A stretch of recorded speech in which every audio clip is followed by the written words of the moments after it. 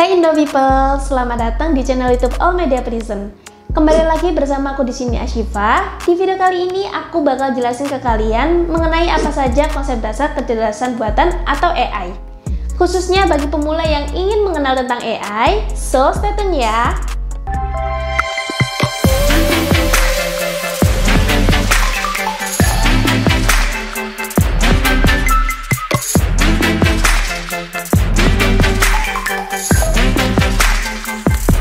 Sebelumnya, kalian pernah berpikir nggak sih bagaimana komputer bisa melakukan tugas-tugas cerdas? Nah, ini dia yang dinamakan AI atau Artificial Intelligence, di mana selama 20 tahun terakhir ini, AI telah menghasilkan inovasi yang luar biasa antara lain Big Data, penelitian medis, kendaraan tanpa pengemudi, dan masih banyak lagi. Nah, berikut ini ada 3 konsep dasar AI, yaitu pertama, machine learning. Machine learning adalah bagian dari ilmu komputer yang berfokus pada pemumpukan mesin dengan memiliki kemampuan kecerdasan yang dapat berinteraksi dan bekerja seperti manusia. Manusia belajar dari pengalaman kita sendiri, seperti pemain catur. Semakin sering dan banyak bermain akan semakin jago. Cara AI belajar juga kurang lebih sama. Contohnya AlphaGo yang mengalahkan pemain-pemain terbaikku. AI mempelajari semuanya. Setelah AI mempelajari semua, AI akan main Go melawan diri dia sendiri. Ini sama seperti manusia yang seringkali main Go. Tapi bedanya, komputer bisa melakukan ini jauh lebih efisien. Yang dimana manusia hanya bisa main satu pertandingan dalam satu waktu aja. Sedangkan komputer bisa mensimulasikan banyak pertandingan sekaligus. Sampai akhirnya AlphaGo bisa mengalahkan pemain catur top dunia. Yang kedua, deep learning. Deep learning adalah subbidang dari machine learning yang berfokus pada algoritma kecerdasan buatan atau AI yang terinspirasi struktur dan fungsi otak. Ini dia yang disebut dengan jaringan saraf tiruan. Karena bekerja mirip dengan otak manusia, maka deep learning menjadi sebuah teknologi yang memiliki efektivitas tinggi yang mengolah data mentah serta menciptakan sebuah pola dalam pengambilan keputusan. Deep learning mampu mengenali informasi dan pola tanpa pengawasan dari data yang tidak terstruktur. Contoh dari deep learning adalah penggunaan algoritma khusus oleh Netflix dan YouTube untuk memberikan rekomendasi video atau konten kepada para penggunanya. Kebiasaan dan minat pengguna dipelajari oleh teknologi canggih tersebut untuk menemukan video-video lain yang mungkin mereka sukai.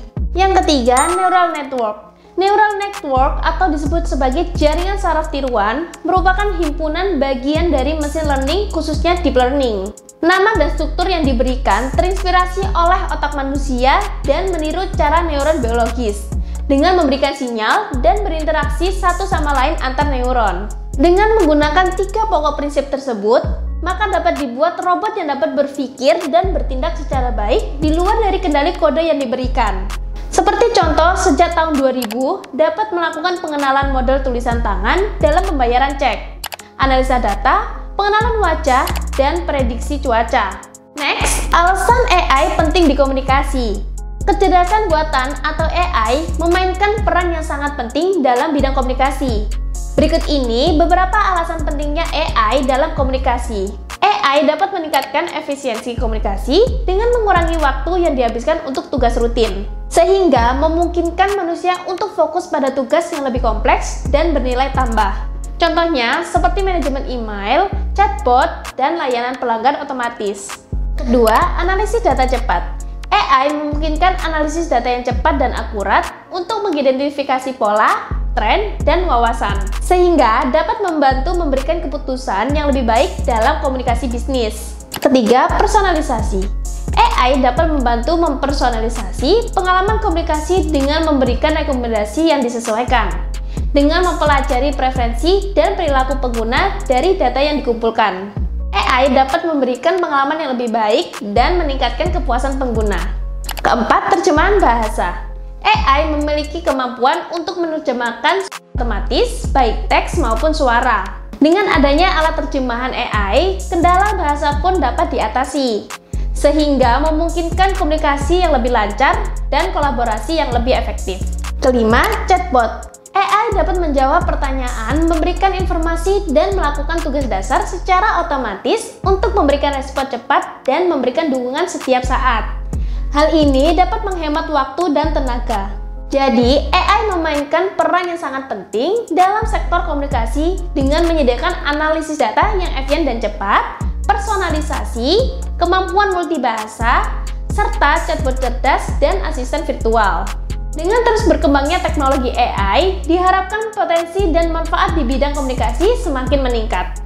Asisten virtual menggunakan teknologi chatbot dan kecerdasan buatan atau AI dalam melakukan tugasnya sebagai representatif maya. Chatbot ini menawarkan dukungan dalam format terbaru untuk pelayanan yang memiliki dimensi kualitas dengan memastikan bahwa layanan dipersonalisasi ini dapat diakses dalam pemenuhan kebutuhan pelanggan kapan saja dan di mana saja.